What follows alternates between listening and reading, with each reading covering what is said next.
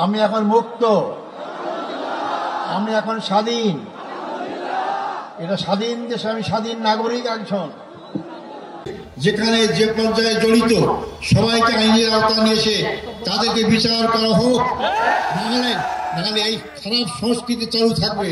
এখান থেকে বেরিয়ে আসতে হবে আমাদেরকে। সম্মানিত ভাই বন্ধুগণ, আমি আপনাদের কাছে অনুরোধ করতে চাই, আমরা আমার জন্য আন্তরিকভাবে দোয়া চাই আপনাদের কাছে। আমার অপরাধ কি ছিল? আমার অপরাধ ছিল আল্লাহর প্রতি বিশ্বাস, এটাই তো আমার অপরাধ ছিল, আর অপরাধ নাই। আমি তো আপনাদের কাছে দোয়া চাই যে অপরাধের কারণে ফাঁসির কাষ্ট থেকে আছে আমি এদের কাছে ফুলের মালা পাচ্ছি, রশি গলার সেরে ফুলের মালা পাচ্ছি।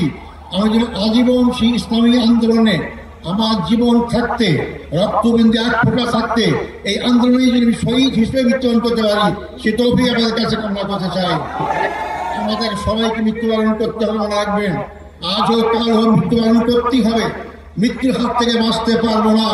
আব্দুল কাদের মোল্লা ভাই আমার আমির ছিলেন, একটা কথা আমাকে প্রায় বলতে, আদার ভাই আমরা যেভাবে গুনাহগার, আমরা এই সব নিয়ে ফলো করে জান্নাত পাবো না।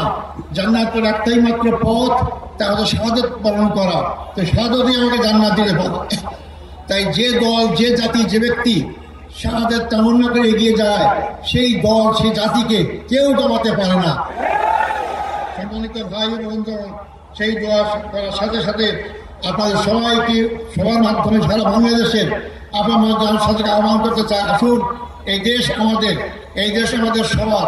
এই দেশের মানুষের আশা আকাঙ্ক্ষা, চিন্তা চেতনা, ঐক্য অনুযায়ী এই দেশটাকে ইসলামী সমাজ গড়ার আকাঙ্ক্ষা আমরা সবাই এগিয়ে যেতে পারি। আল্লাহ অবশ্যই আমাদের সাথে থাকবেন ইনশাআল্লাহ। আমি আর বিলম্ব করবো না, যেহেতু আপনাদের কষ্ট পাচ্ছেন। আপনারা আমাকে দোয়া করবেন। আমার আর পাওয়ার কিচ্ছু নাই।